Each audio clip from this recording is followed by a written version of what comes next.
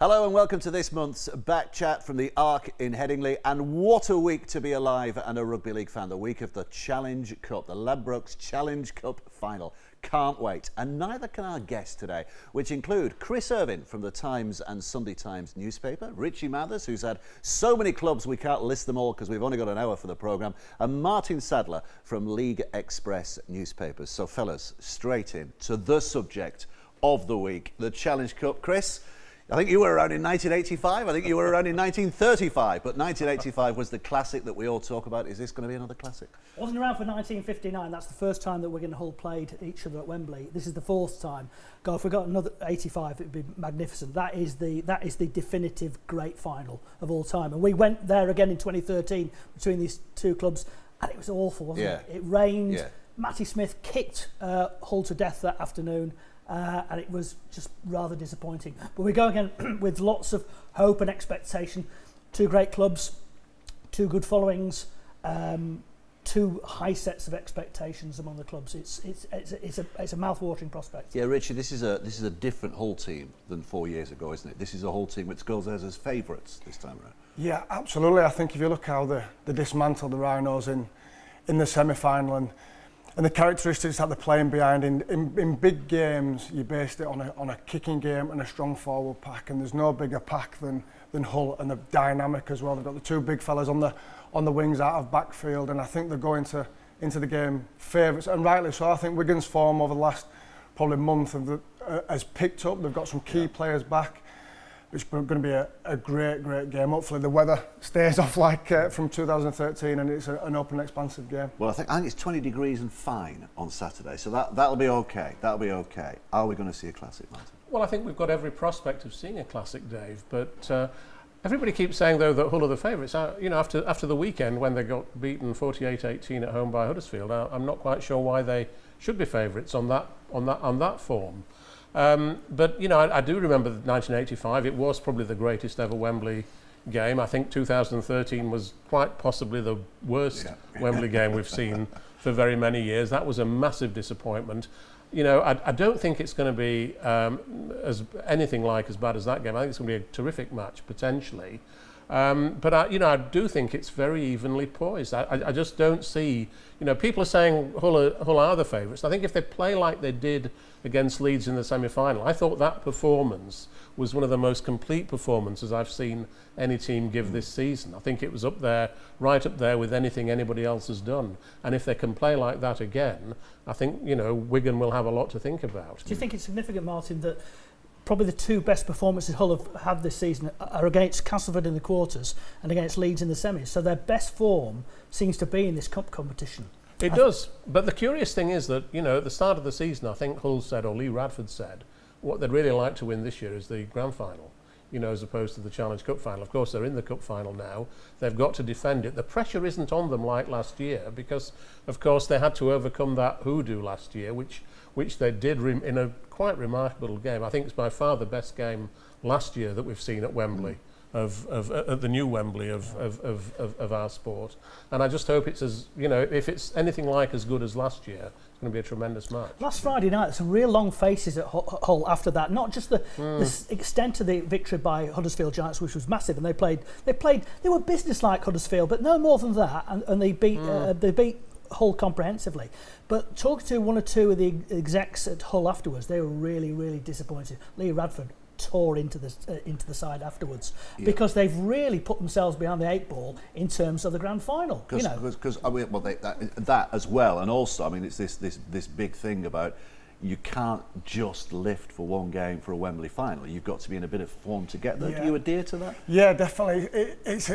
It's a tough balance leading up to a cup final. I remember the couple of times I played at Warrington and the 2 or 3 games leading up to it, Tony Smith sort of came to all the senior players and said, look, you're going to get a rest in one of the games leading up to it, but you're all not going to get a rest the week before. So you choose whether it be the week before, 2 weeks before.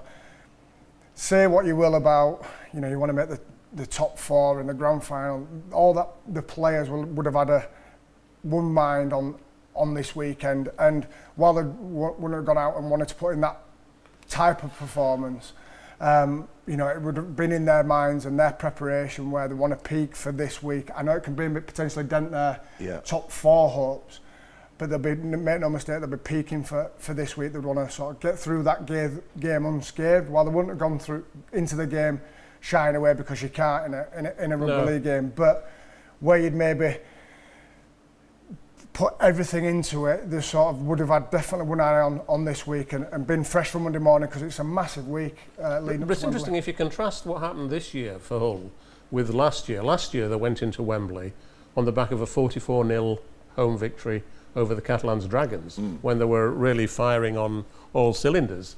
You know, this year, I just wonder whether Gareth Ellis's retirement announcement might have just sort of, I don't know, taken the shine off things a bit for them last week. You know, it's always difficult to know when to announce a major thing like that. You know, he's been such an iconic player, and suddenly they announce his retirement. Did that deflate them a bit? You just don't know, do you? It could have been the timing in terms but of... you never know. Sort of get the timing of the announcement out last week, in preparation for this week, to send what a legend of the game out on a high. I think if you don't need any motivation to win against Wigan in a Challenge Cup final, but to send someone like Gareth Ellis off. I think in their shoes, I'd have saved it to the end of the season, personally, that sort of announcement. But he wants to. He's probably the most grounded player in the game, isn't he? In Super League. So, I mean, and he scored the opening try of the game, of course, as well. It's not going to affect Gareth Ellis, is it? No, but it might have affected those around him. Yeah. I do sense with Hull this kind of sense of belief, and Richie, you'll know this from the time with Warrington, when they went on this great, you know, three cups in 4 years. And I get that sense, Warrington that year, there's some real belief, especially that first, second and third final. So I get the sense here, Hull having, similar to Warrington, kind of broken that long spell of not winning, they go into it this with a real sense of belief, and that is important. It must be important. Yeah, absolutely. I think the first one, and certainly from experience, it's all new, and going and winning is a massive thing after so long not being there and being the bridesmaid.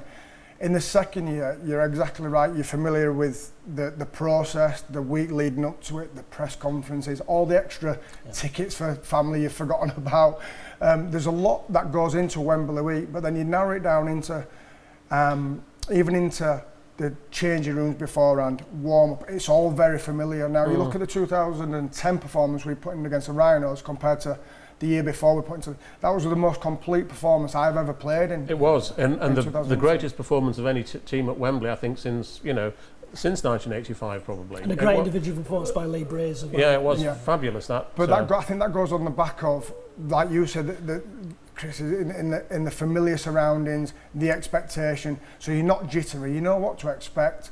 You've got confidence then in your game. All you have to go is go and execute your game plan. You're not having to worry about the occasion as much. Yeah, I mean, I don't know if the press conference is any kind of indicator, but sometimes it can be a little bit. Just talking to the players, and you just thought with Scott Taylor and Liam Watts and Mark Sneed, and they really talk with a lot of confidence. For some of the guys there, from Wigan, the likes of George Williams, not been to Wembley before, it's something new, and that's you look at the Hull side, they've all been there and done it. For the Wigan side, Sam Tompkins was talking about this, but he'd been looking at both the 2011 and the 2013 finals, he was saying, and he just kind of realised how the team has changed in that time. And it really has. There's a lot of new blood going to Wembley for the first time for Wigan. Interesting, when you say Hull have all been there and done it before, there is one Hull player, of course, who's been there before but didn't do it. And that's Albert Kelly. Oh, he wasn't right though. He wasn't right in 24. He wasn't. There's no doubt about it. But I would imagine that his motivation must be terrific to actually come back with a win this year. When you've been hammered 50-0 at Wembley, you want to get back and make amends for it. And he could be the difference between the two. I think so. His form this year has been absolutely sensational. On the back of Mark Sneed's game management in a big game like that, his kicking game, he's directing them big forwards around.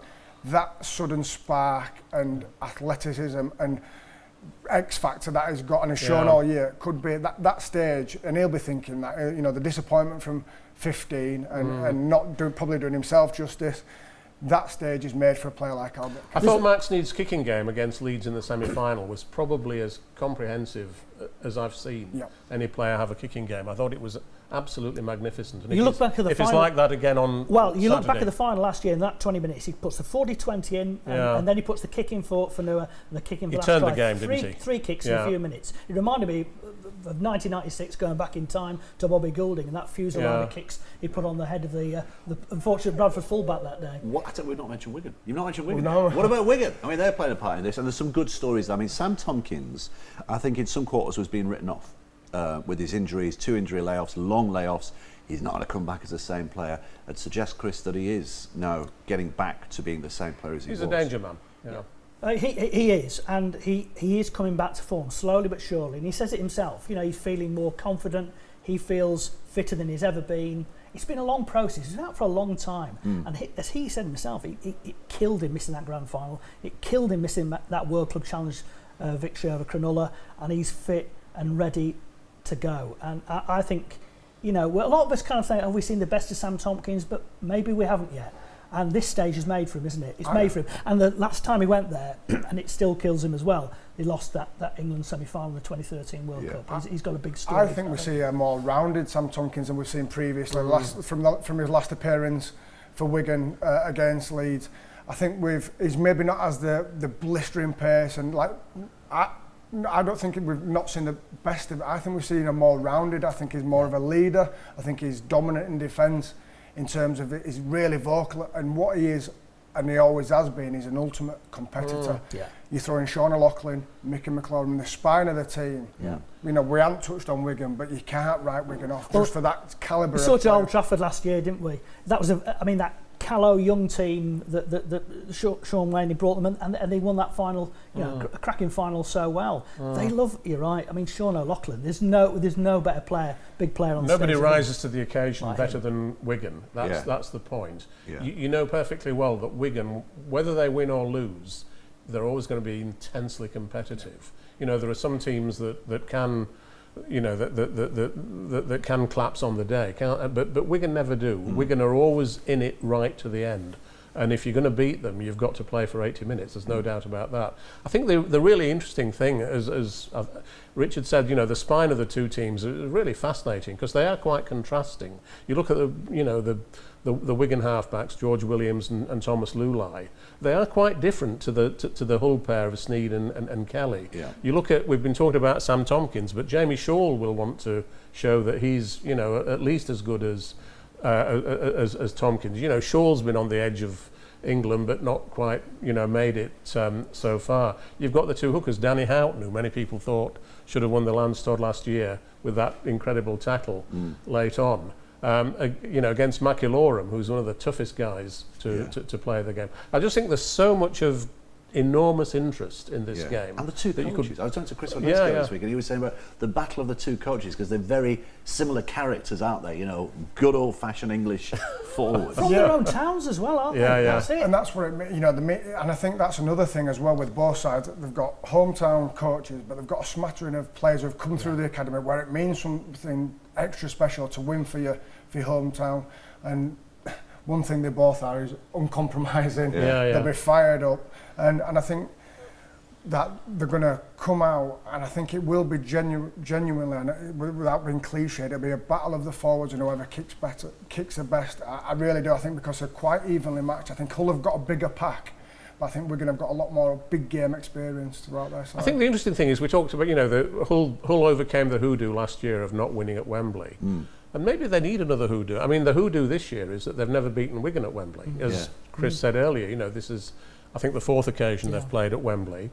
Wigan have won all of them. So Hull, maybe that's another thing they need to sort out and reverse. I think what Lee Radford and players who've won major finals as well in that Hull side, what they'll want to do is not just make it a one-off. Oh yeah, indeed. You know, I don't say it's easy to win one, but good sides win 2, 3, and then kick on that bit. So they'll see this as really cementing their places amongst the big boys. That the progression of Lee Radford's overall of the whole side since he's taken, and it's been a long process to really cement his stake as amongst the big boys, and then the key is to kick on for the... Yeah, at the start of his career, Lee Radford used to joke a lot about, you know, whenever there was a opinion poll somewhere about which coach would be the first to be sacked during the season, he always came top of the list. But you wouldn't find that now, of course. But it's interesting to look at Hull and to look back at 2005 when they beat Leeds at the Millennium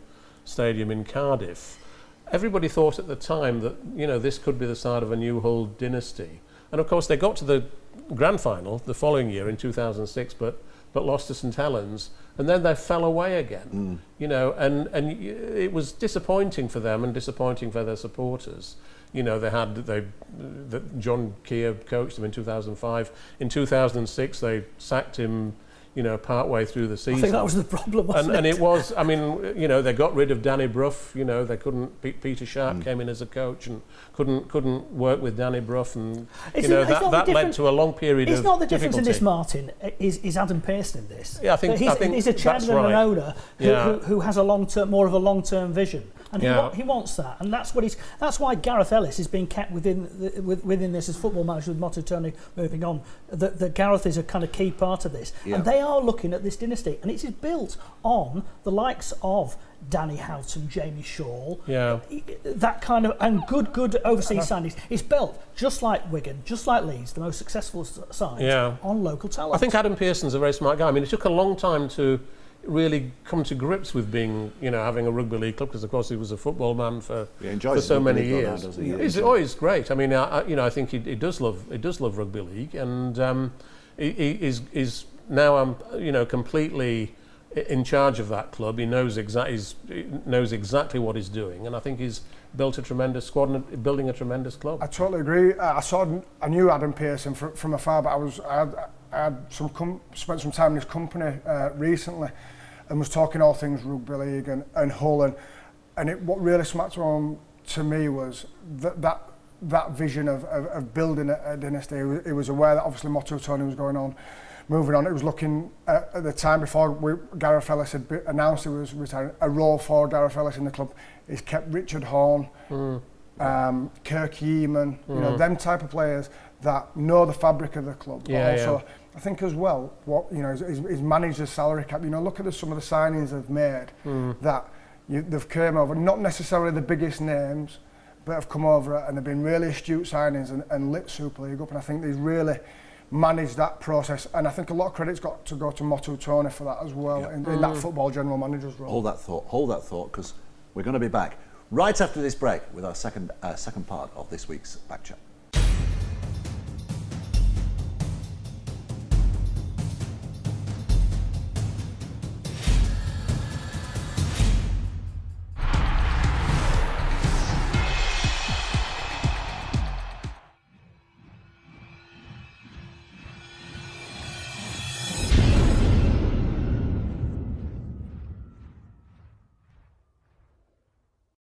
If you think rugby league's just a game for youngsters, think again.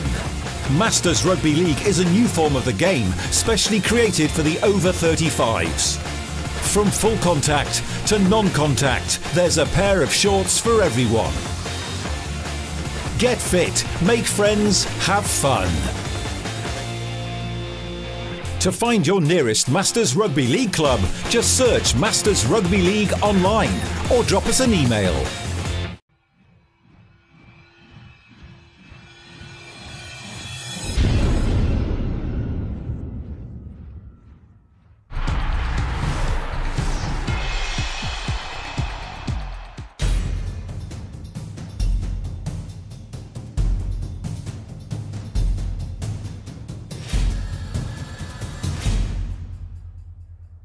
Hello and welcome back to part two of this month's Back Chat from the Arc in Headingley. Chris Irvine, Martyn Sadler and Richie Mathers, our guests this week. We talked a lot about Hull in that first half. I just want to touch a little bit more on Wigan before we move on to other subjects, this Challenge Cup. Some of the potential man of the match winner, the potential Lance Todd winner, if it had to come from Wigan, who would it be? Chris Irvine. I think O'Loughlin, to me, because he's a guy who just commands the big stage. The one thing with Sean this year, he's going into this final not injured. He usually goes to the final, he's kind of bandaged up and all the rest of it. So it's quite a worry to say, oh, there's no kind of conundrum about Sean O'Loughlin, he's going to play.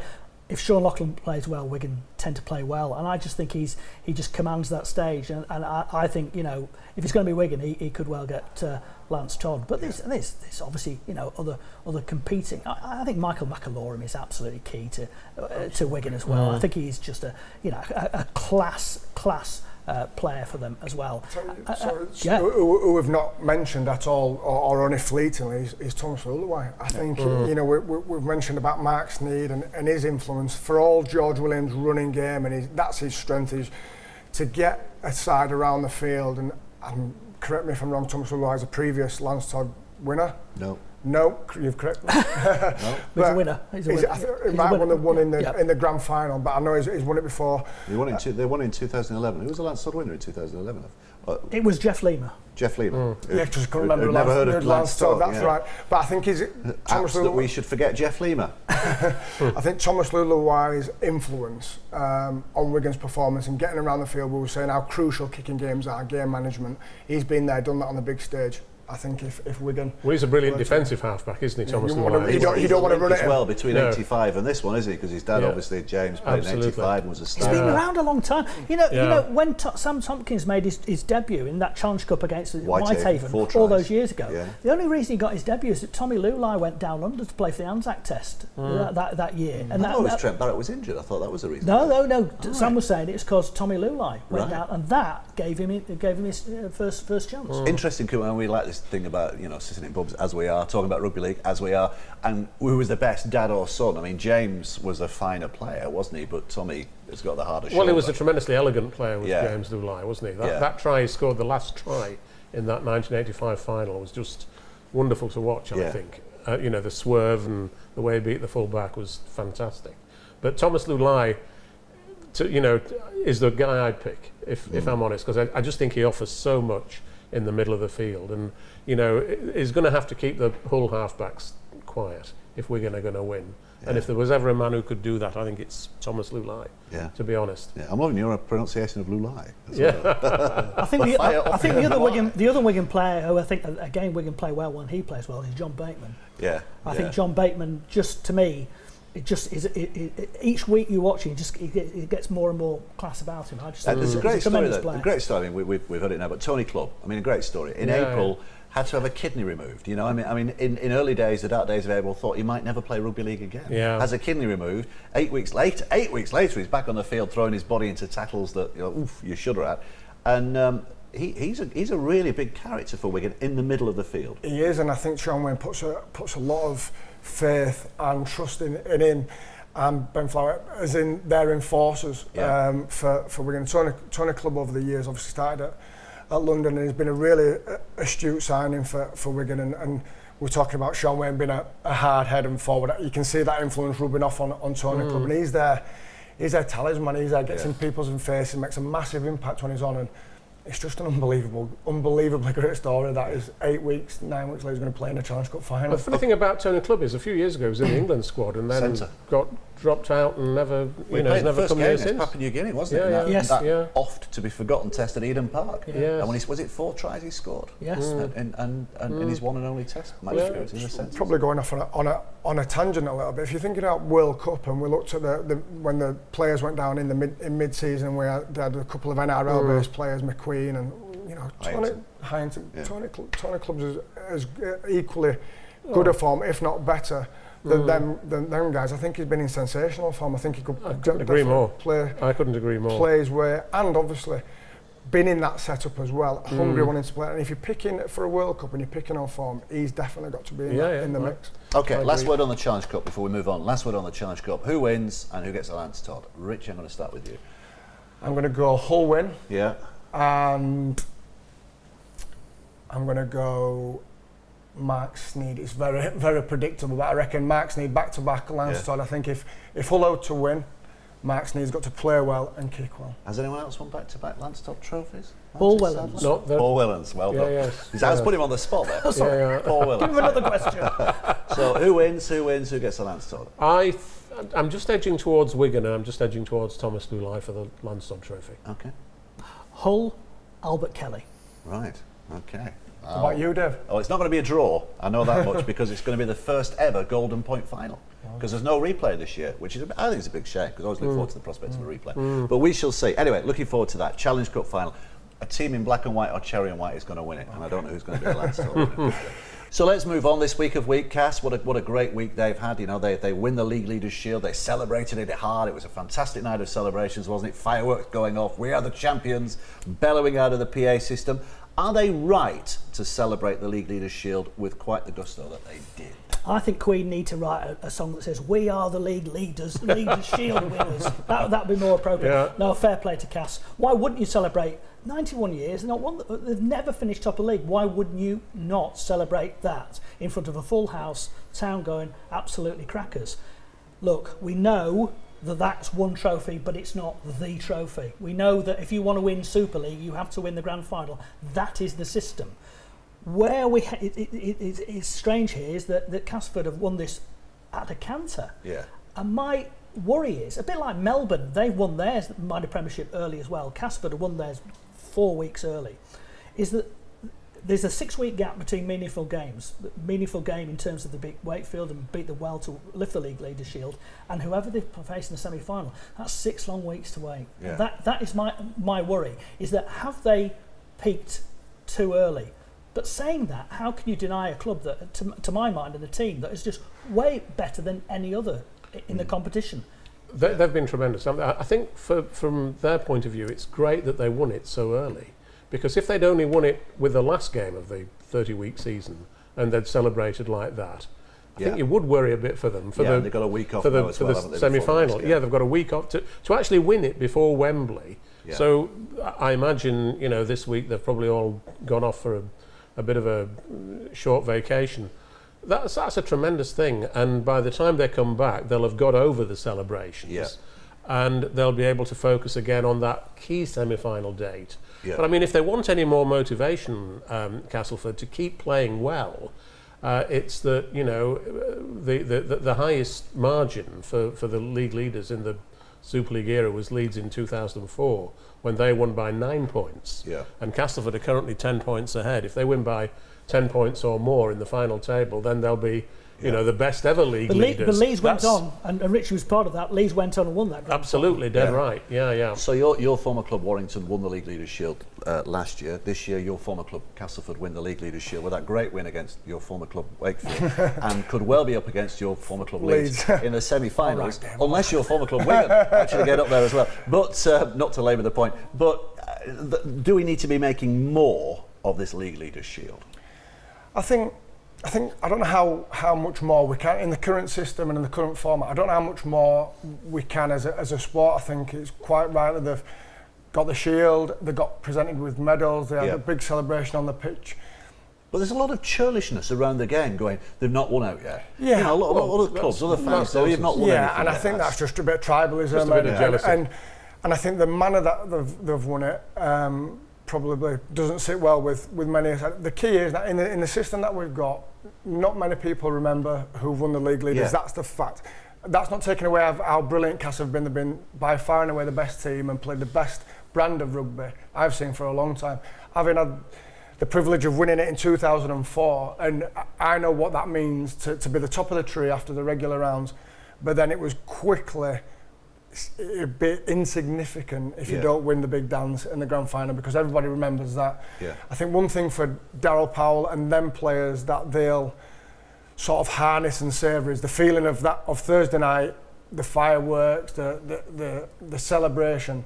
They'll want to, that'll amplify 10 times when they're playing in the if they get to, and win the grand final. They'll go down in immortality. I think that there's no more celebration or recognition that they could have in the current system. The big challenge is regroup. That's gone now. Yeah. Have a break, and it's all about getting to the grand final. I mean, it's a big deal for Cass. It was a big deal when Huddersfield won it, for example, because of the history of that club. The fact that, I mean, I don't remember anyone making a real song and dance about Warrington last year. I mean, they won it at Hull. Had they won it at Warrington, it might have been a bit different. But the interesting thing last year, Dave, was that, I mean, is it up to the other clubs? Is it up to the Wigans, the Saints, the Warringtons, the Leeds?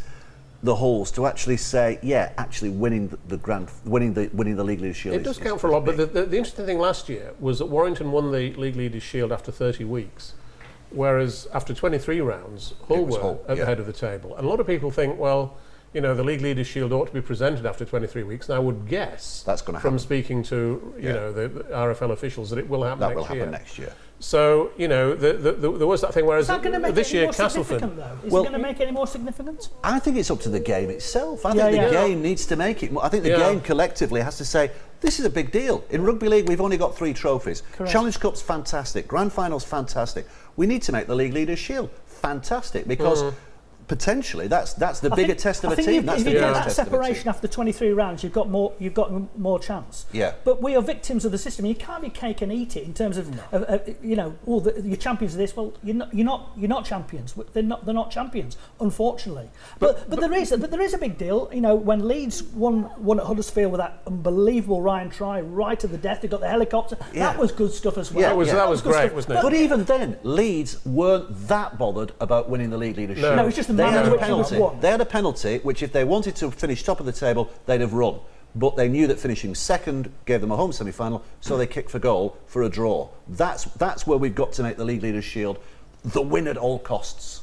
Well, do you think moving it after the 30 round, 23, after the 23. After the 23, that would make it a bigger trophy, a bigger accolade? I just think It's difficult to say, isn't it? You've been there, hard to Richie, say. and you've hit the nail on the head. It's like, it's nice, but the bigger All the players prize want is to down play the at line. Old Trafford. That's the point, isn't it? Absolutely, and I think what it becomes, and again, it's a system that we're playing. It becomes a knockout cup competition. So it's nice to get it, and you immortalised that you've won the league, and it's a great testament of the squad in a salary cap sport as well. Is that over the consistency over the season, you've been the best side, but as soon as that's finished, it becomes just another cup competition. There is another point though, you know, at the moment, after 30 rounds, the top 4 play off in a straight knockout to get to Old Trafford.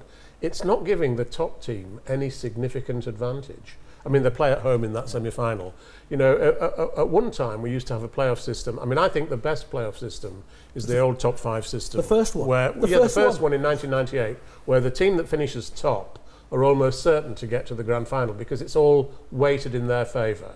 And we moved away from that, and I think that was really stupid. I agree, Martyn. for the game to do that. So, in my view, Castleford now, if we had, say, a top 5 playoff at the end of the season, you know, Castleford would be almost certain to be at Old Trafford. They'd only need to win. You'd win one game at there. home, and then you had a second chance away. But what about 6, 7, and 8 in that league structure? Because you'd then have your bottom 4. If we keep the system as it is for the rest, you'd have your bottom 4. But it's that cake and eat it thing, Dave. And you'd have your top 5, and you'd have three-year season finished in August.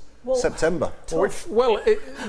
You know, we've got to look very hard at the league structure. We've got to look hard at the league structure, but we've got to create systems and structures that really reward great teams and maintain the excitement. Doesn't the system we've got now, doesn't it work? You know, it works, doesn't it? Well, they're about to abandon it though, Dave, aren't they? They're going to abandon it for 2019. But Dave, how do you define working? I mean, it works because we've got a top 8 now, which is we were talking before, even Huddersfield could win the grand final this year at this stage of the season. We're going into a Challenge Cup weekend, which is a mouth-watering Challenge Cup weekend. We've got a middle 8s, which is fantastic. You know, Catalan are falling apart, not great for them. Catalan are falling apart. OKR are coming up. London are putting in some great performance.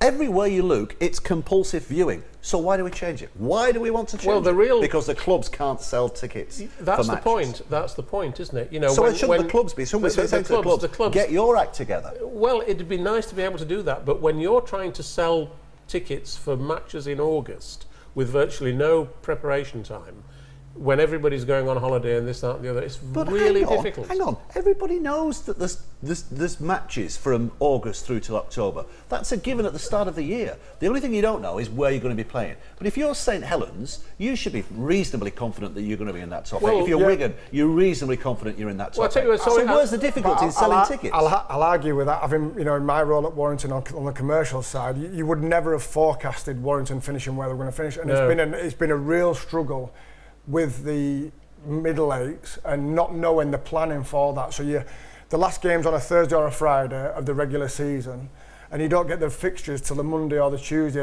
and then it's just a scramble to put marketing, ticketing. But why have you not got season tickets to take in the whole? They do, but we've found as a club that they don't want that. Case in point, they don't want to come and watch Warrington versus Halifax, which is a tough sell, you know. So the crowds are inevitably down because they expect a club of our stature to be playing in the top 8 as opposed but to even in the top 8. I'm going to stop you there because we're right out of time. Stop you there, right out of time. Gives me no pleasure in doing that. I have to do that because we've run out of time for part 2, and we are back for even more of this in part 3 in just a moment.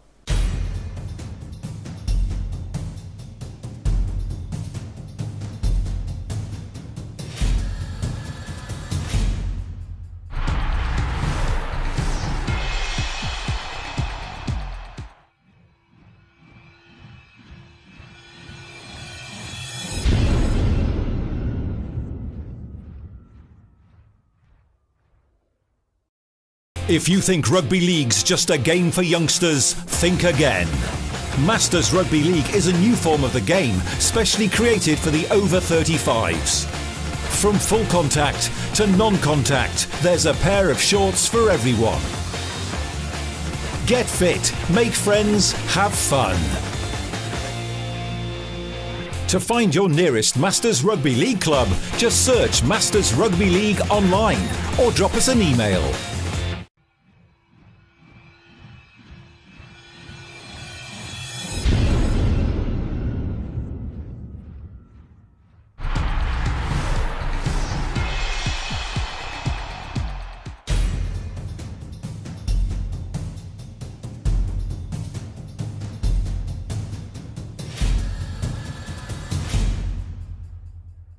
So welcome back to the Arc at Headingley for our third and final part of this Wembley special. But we've moved away from Wembley. We're talking about all things rugby league. We'll touch on the NRL a little in this third and final part. But just continuing on the eights, we've talked about the structure of the eights, but the way the game's going. I mean, the eights are fascinating at the moment. And I think, you know, a month ago we would have said it's probably going to be Cass, Hull, Leeds, and St Helens because they were on the. But Wakefield, wow! I mean, they're still there in fourth. Yeah, and for large parts of the game against Castleford, they were really in that. I think Wakefield this year are as fit and as dogged as I've seen them in probably 10 years of Super League. I think while they're maybe not blowing teams away in the victories, what they're doing is they're hanging on in there with defence and defending really, really well. And Jacob Miller coming back has been a big key for that. So Wakefield are in there. I think. So last year was mentioned about the eights. They were happy just to get in the 8 and not be in that £1 million game and all that. But they were that far away from getting in the top 4 that some players went for surgery early. But this year they've got some real momentum. They've got some real belief in what they're doing. They're going to go all the way for try and get that top 4. And why not? That'd be a great story for Chris Chester, Michael Carter, a club who've run really well. And they've put a really good competitive squad together. Yeah, the little break with the cup is going to do Salford a world of good as well because you get the feeling they're running out of steam, but a week off and won't win and they're right back in it again. Yeah, the trouble is the way they've been playing, they need to get a lot better, don't they? And I can't really see them doing that. I mean, I think Huddersfield have probably got more chance, even though they seem to be. I mean, they're 3 points outside the 4 at the moment, and it might look a hopeless task for them to get into it. But of course, all the teams are playing each other. Yeah, Wigan Saints is going to be massive. Ben Barber's debut, and that's going to be that's a real lot to look forward to. Isn't it? You know, and Wakefield could be the beneficiaries of that because obviously, they could win at Salford, and then Wigan and Saints, one of them's going to knock each other off, and Wakefield are still there. The first game after Wembley again, Huddersfield versus Castleford. What a fascinating game that looks. That's really tremendous. I think. You know, can Huddersfield keep up this momentum? Will Castleford just relax a bit? Who knows? Yeah, hard to say. Who knows? Well, that's what we want. That's what we want. And the middle eights. I mean, who knows what's going on in the middle eights at the moment? Catalan look like they've just fallen off the edge. Well, I don't think Catalan have woken up to their plight, which is becoming really, really serious. It's not just they might not make them £1 million game. They might not at this rate. And look, it's not just the plight to Catalan's Dragons. What does it say for the European Super League if we lose our European elements in Catalan? If Catalan's Dragons go, and I think Bernard Gouache has put a lot of his time and money and effort and passion into it. what would Bernard say if they're playing in the Championship? Yeah. That could conceivably. I absolutely dread to think. I dread to think as well. Yeah. And we could lose one of the best things that's happened in the Super League area. Yeah. Catalan Dragons are a shining example of us taking on, Why are spreading they our good for sport. Super League? Why are they good for Super League? I think because they give us that element, that expansion element, that's something different. Like the Broncos were. Well, they for give many us the years. Europe in it, don't they? Yeah. That's the I point. just think we're back at the M62 corridor, and we've lost. I think if we lose Catalan's Dragons, I think we're losing an awful lot. Brexit wasn't meant to mean losing Catalan Dragons, yeah. was I it? tell you, that Championship next year, if you're a fan Oh, of, say, Halifax, who I'm presuming they don't get promoted this time, Good for you've got them, away Miles. trips at Toronto, at Toulouse, at Perpignan, potentially London. It's like every week, every other week. Join the Millionaires Club. You'll need to be a millionaire, won't you, to I make think all the those trips? The one thing that concerns me about Catalan is they've not got that many injuries. No. When you look at the starting squad and they look unfit, they look really unfit. The systems defensively are all over the shop. I've watched them over the last 3 or 4 weeks and they're not getting any, but I don't see how Steve McNamara has improved them. Normally when you get a new coach in, if nothing else, there's a fresh impetus of effort, if nothing else. But they look really, really unfit. They've got some key personnel that are leaving.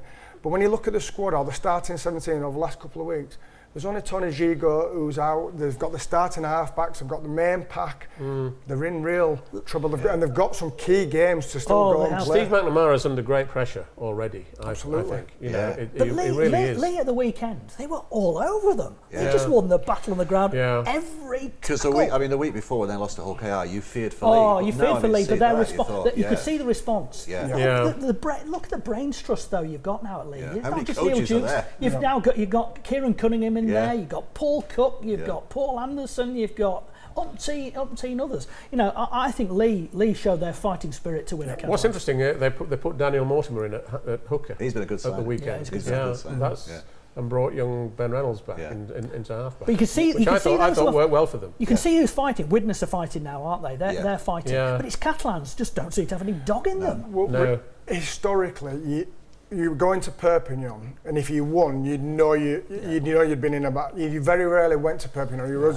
I remember going for all the teams you just played, and it was. And one or two more. If you were going to go and get the win, you knew you'd played a game. Yeah. It was physical. It was intimidating. You know, the sides have gone there and and no disrespect, they've sort of rolled over and had the bellies to. But Steve McNamara as well, he seems to be, I'm not saying he's ignoring the Frenchmen, but they're more a kind of an Antipodean outfit down than they've been for a long time. Where are the French guys in this? They seem to be, and they've got, look at their juniors, they're doing well. Yeah. Why do you get they've some had of a these record kids in recent years of letting French players go. Yeah. And, English clubs have signed them. And that's, I think that's ridiculous. Who's staying up, going down then? Who's in that middle eights? You'd say Warrington look fairly safe now, don't you? I think Hull KR probably. And then you've got Widnes and Lee. You know, they're fighting. They're in fighting. Who's going where? I think Catalans. I think they probably will nick one or two. And I think they're in the £1 million game. I think they're in the £1 million game with Lee.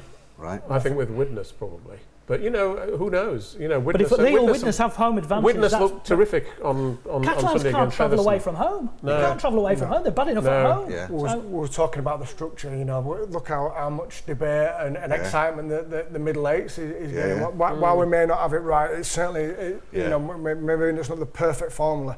It's certainly creating interest. It's giving hope for the championship clubs, and it's putting pressure on them clubs to perform. What strikes me is about the middle eights how unlucky London Broncos are actually. They year, nearly won at Catalans. Another year they could have been sitting on 6 nearly points, won at Catalans, then drew against Featherstone, then narrowly lost at Hull KR at the weekend. Although they scored late in that try. They did, but they were pretty competitive the whole way through. Yeah. And you'd love to see that London revival continuing, wouldn't you? We need a strong London Broncos club. I don't think there's any doubt about it. And I think Andrew Henderson has done a fantastic job down there. I really think so. Maybe we should just make the Championship the Super League next year. because we've got everything we want there, haven't we? We've got some good local northern teams and all that expansion as well. Yeah. It is. I mean, the Toronto story continues. You got Toulouse there. You might, but I say I'm not sure if you will have Catalans there. I'm very, very worried about the future of that club. And the crowd was quite down, wasn't it? It was only about 6,000 because they do get good crowds. Basically, they get 9,000-10,000. And I think just the Super League, the fans are disenchanted. Love going there. Warrington, perhaps more than any club, take more fans than anyone. Wigan take a heck of a lot. That would be a massive loss, I think, for Super League. It really would. Yeah. But interesting, talking about crowds, by the way, Toronto last weekend got a new record, and they got a bigger crowd than 2 NRL games. Yeah. That's fascinating. Nearly 3 times as many as at Salford. Yeah. Be interested to know what they're paying to get in. Oh, I'm not sure that really matters that much, because it's being able to, point to all those people who are clearly taking an interest in rugby league in Toronto, and they've generated an audience, and ultimately that audience, I think, will stick with them, and as they rise through the ranks. I think it's a tremendous thing. An unbelievable.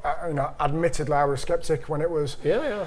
When it was first muted, but I think I've followed the journey on social media and watched the games, and reminds me very much of the early Bulls days of the razzmatazz, and they make it a real day out for the fans on the side of delivering on the pitch. The test will be next year. We've heard sort of rumours of some big name signings that they're going to get in the championship. I think they're a real deal. I was talking to one Super League chairman not long ago who was saying that they're learning lessons from what Toronto have done for promoting Super League. Yeah. This time that's next the ultimate year, compliment.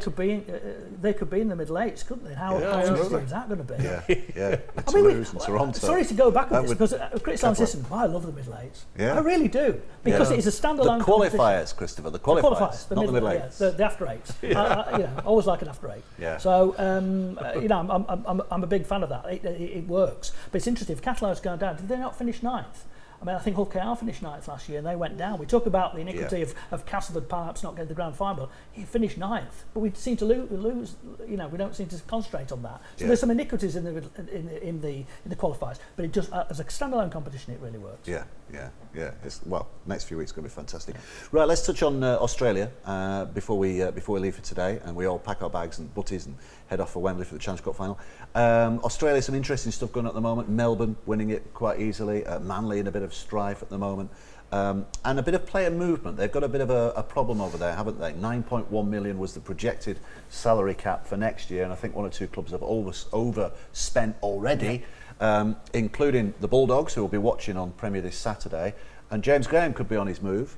I think a lot of people will be hoping he'll be coming back to England, but it looks like he's going to go to St George rather than to St Helens. Yeah, I think it's with a dollar and the salary cap. I think it'd be an expensive purchase for any Super League club, albeit it'd be worth it. I think that's the struggle that the players' union are having over there at the minute. They've got, and I think sort of we can take and our game can take a lesson from having a real strong players' union and a voice in the game where they're debating on the salary cap. The crazy thing is they're sort of projecting what they can spend, spent it, and then spent more, and then having to reclaw and rejig back. So what that's going to do is have people like James Graham moving clubs and a lot of rejigging in the off season, but it creates a lot of debate. But the salary cap going up and up over there is a worry for our game. But it's also a worry for their game. I mean, doesn't it actually reflect well on the governance of our game in that the salary cap, we've not seen a lot of clubs as much financial problems in Super League as we have in the past.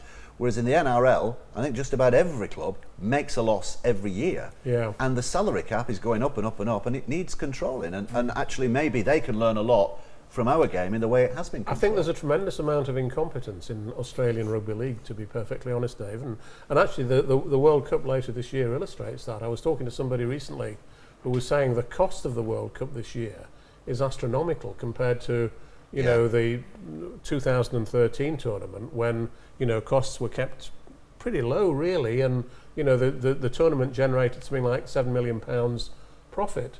And you've got to give some credit to Nigel Wood, who we don't always give credit to, but Nigel's great strength is his financial management, and that's lacking in the Australian version of the tournament this year. And of course there's talk now about players possibly boycotting the World Cup as part of this discussion about the salary cap, so we're not quite sure where we are with that at this stage, are we? And that would be clear favourites to tragic. win it if that happens. Well, it'd be nice. I don't chance. think we'd complain too much, would we? But it'd be nice to see a team picked entirely from Super League going over and winning it, as far as I'm I think concerned. we've got to pay credit to Melbourne again, because they've done it again. They've finished top, but a bit like here.